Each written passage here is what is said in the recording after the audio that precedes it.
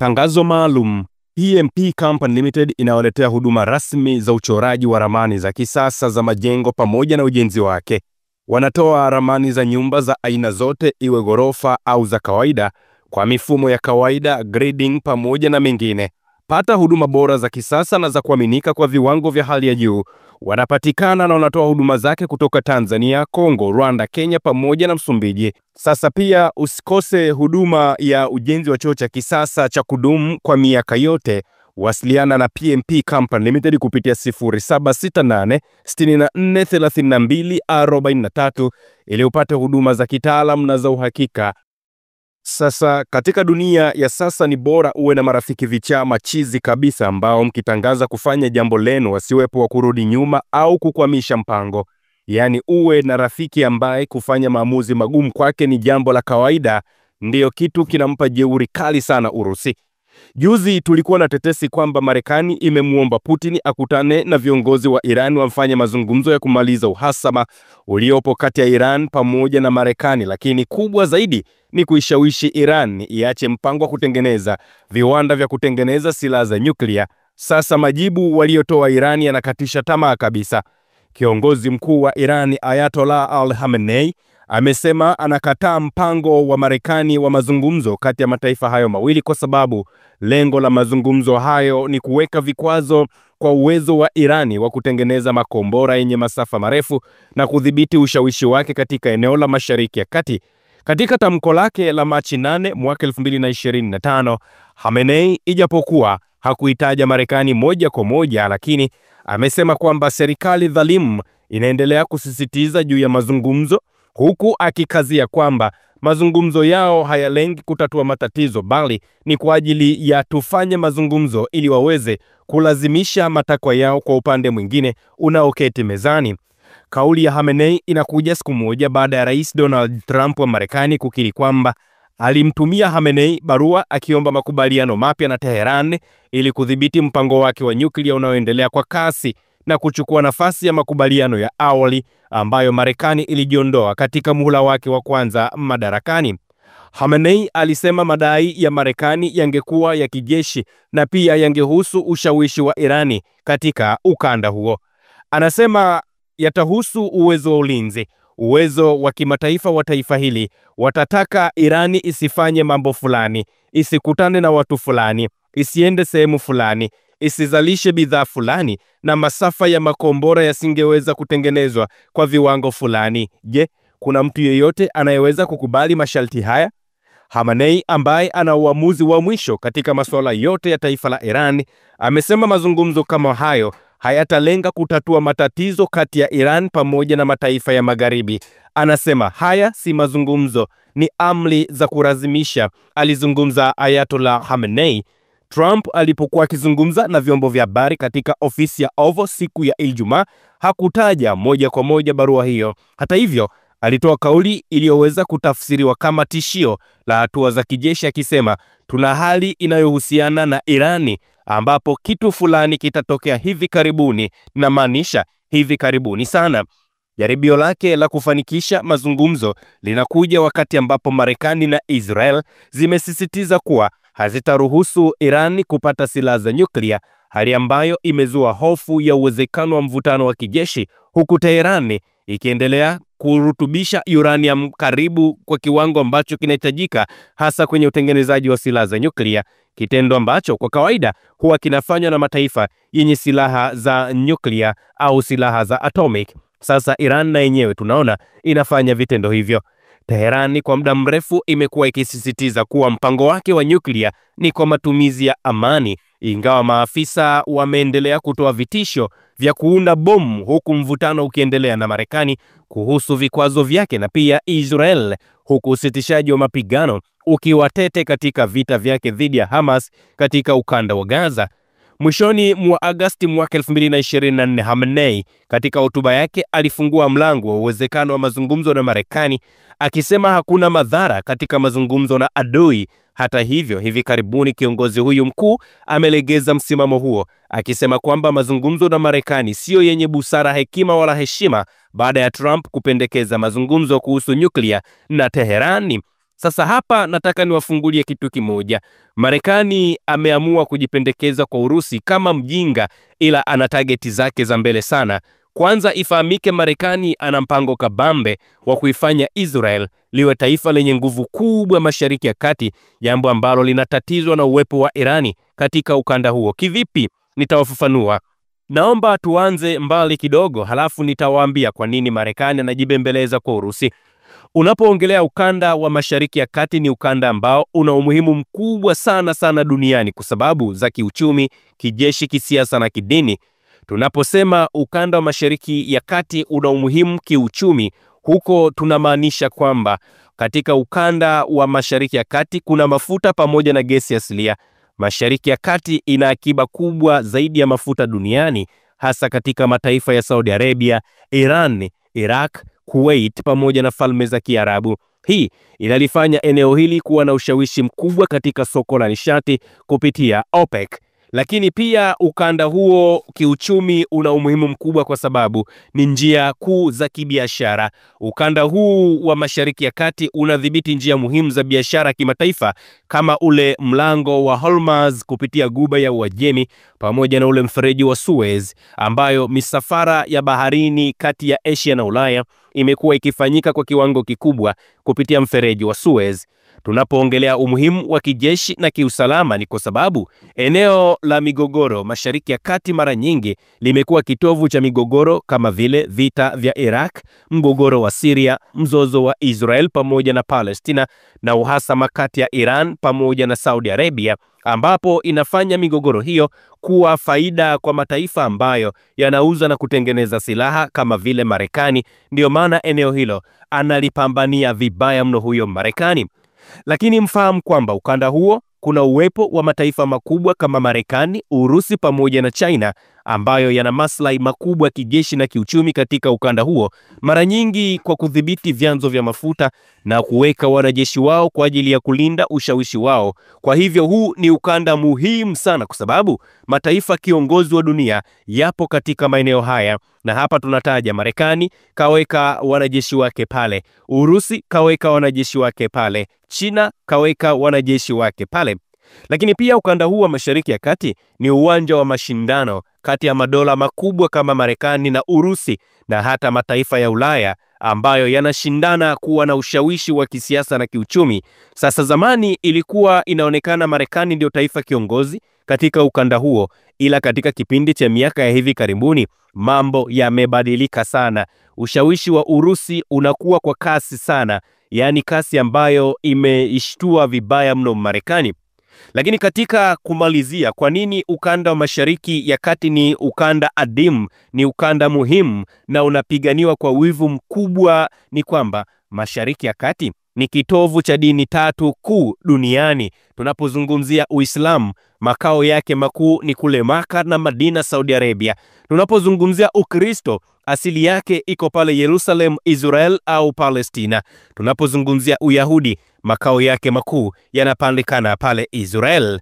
Na tunapozungumzia masuala ya kidini, hija pamoja na utalii wa kidini, mamilioni ya waumini wa Kiislamu wamekuwa wakisafiri kila mwaka kwenda Maka kwa ajili ya hija, wakati Ukristo na Uyahudi wana maeneo matakatifu kama Yerusalem pamoja na kule Bethlehem. Kwa hiyo huu ni ukanda ambao una umuhimu mkubwa sana katika masuala mazima ya kidini.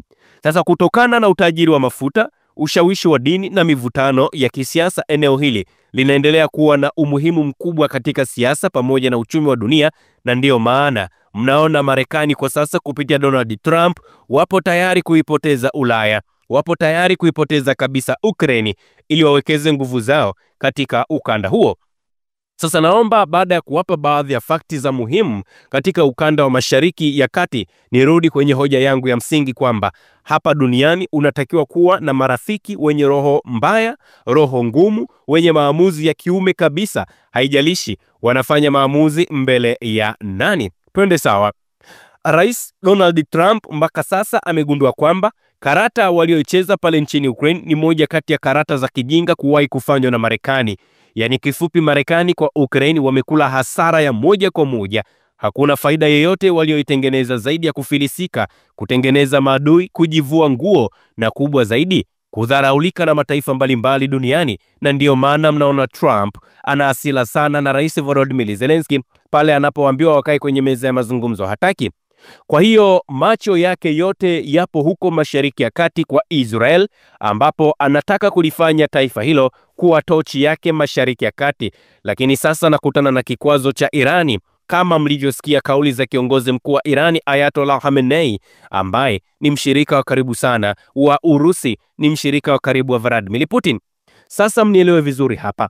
Marekani anacheza trick ambayo ni kujisogeza na Urusi, kurudisha urafiki kwa Urusi, ili ikitokea kaamua kulianzisha timbwili pale Iran, basi Urusi hawezi kutoa msaada mkubwa, kwa sababu atahofia urafiki wao ambao umerejeshwa kati yake na Marekani, jambo ambalo litaifanya Iran izidiwe katika viwango fulani katika upambanaji na Marekani kwenye ukanda huo wa Mashariki ya Kati. Kama Iran akizidiwa ujanja, maana yake Marekani ataweka nguvu kubwa hapo Israel, jambo ambalo litawafanya waushikilie ukanda huo wa Mashariki ya Kati, ambapo kuna manufaa makubwa sana kidunia. Ijapokuwa jambo hilo nalo limeshtukiwa na Irani, ambao wameamua kufanya ushirikiano na Urusi katika kujenga vinu vya nyuklia. Kwa hiyo automatically Marekani anajikuta amepoteza kote kote, anafanya maamuzi kwa mihemko. Yaani ninapozungumzia kwamba Urusi pamoja na Iran wameshirikiana kujenga vinu vya nyuklia, ni kwamba kuna teknolojia nyingi sana ambazo Iran anazichukua kutoka Urusi, na mnafahamu kwamba Urusi amekuwa mshirika wa karibu wa Iran, kwa sababu hata silaha zile za kamikaze ambazo zilitumika kufanya mashambulizi kule nchini Ukraine, nyingi zilitoka kule Iran. Kwa hiyo Urusi hawezi kukubali mshirika wake wa karibu kwa maana ya Iran ashambuliwe na Marekani, kwa sababu Urusi ana interest zake pale katika taifa la Iran. Sijui kama mnanielewa. Na mabibi na mabwana, mfahamu kwamba katika ukanda wa Mashariki ya Kati, mataifa yenye nguvu kubwa ni Israel, Iran, Saudi Arabia na Uturuki. Sasa tazameni haya maeneo yote tunapozungumzia Iran, Saudi Arabia pamoja na Uturuki. Hawa ni marafiki wakubwa sana wa Urusi. Kila mmoja ina nguvu katika nyanja tofauti. Ukitazama Israel ina jeshi lenye uwezo mkubwa, teknolojia ya kisasa ambao amekuwa akisaidiwa sana na Marekani, na inamiliki silaha za nyuklia, ingawa Israel yenyewe haikiri wala kukanusha rasmi kwamba wanamiliki silaha za nyuklia. Lakini pia Israel ina uchumi wa hali ya juu, hasa katika sekta ya teknolojia pamoja na ulinzi. Ijapokuwa sekta ya teknolojia na ulinzi, hasa tukiangalia zile Iron Dome, na zenyewe zilishindwa kufua dafu mbele ya mashambulizi ambayo yalifanywa na ile Iran wakati wanaifurumusha hiyo Israel. Lakini tukitoka Israel twende pale Iran. Iran ina ushawishi mkubwa, hasa ushawishi wa kisiasa na kijeshi Mashariki ya Kati kupitia makundi ya washirika kama vile Hezbollah kule Lebanon, Houthi pale Yemen, na wanamgambo wa Kishia hasa Iraq pamoja na Syria. Pia ina maendeleo makubwa katika sekta ya makombora, lakini kwa sasa mpango wake wa kumiliki silaha za nyuklia umeendelea kuzua hofu duniani kote, na dunia inasema Irani inapata jeuri ya kumiliki silaha za nyuklia kutoka Urusi. Ndiyo maana nilisema hapa duniani kwa sasa ni bora kuwa na marafiki vichaa ambao wanaweza kufanya lolote saa na wakati wowote ule. Ukitazama Saudi Arabia ina uchumi mkubwa ambao unategemea mafuta, na ina mojawapo ya bajeti kubwa zaidi za kijeshi duniani. Pia ni kiongozi wa dunia kwenye dini ya Kiislamu, hasa madhehebu ya Sunni, pamoja na mshirika mkuu sana wa Marekani katika ukanda huo. Ukitazama Uturuki ina jeshi lenye nguvu, ni mwanachama wa NATO na ina ushawishi mkubwa katika siasa za Mashariki ya Kati, hasa Syria, Libya.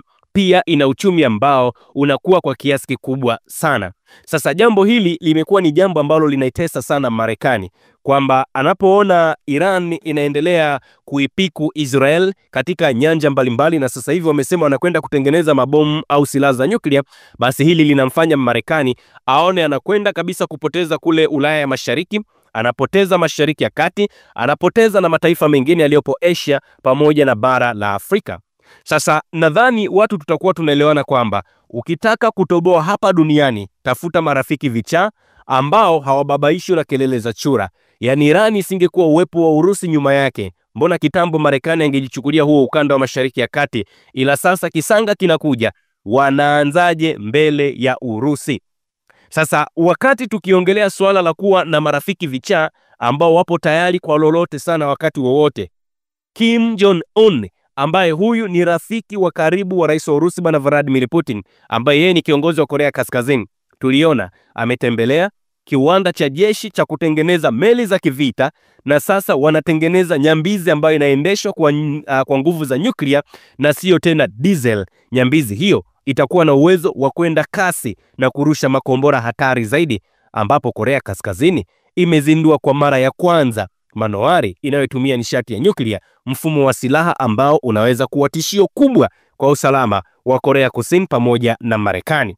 Sijui kama mnanielewa. Kwa mujibu wa vyombo vya habari vya pale Korea, hasa shirika la habari la serikali la Korean Central News Agency KCNA, ambao walichapisha picha siku ya Jumamosi ya tarehe 8 mwezi wa 3 zikionyesha kile ambacho wamekiita ni manowari ya kimkakati yenye makombora ya kuongozwa ambayo inatumia nishati za nyuklia, huku wakiripoti kuhusu ziara ya kiongozi wa Korea Kaskazini bwana Kim Jong-un katika kiwanda hicho kikubwa zaidi cha ujenzi wa meli za kivita.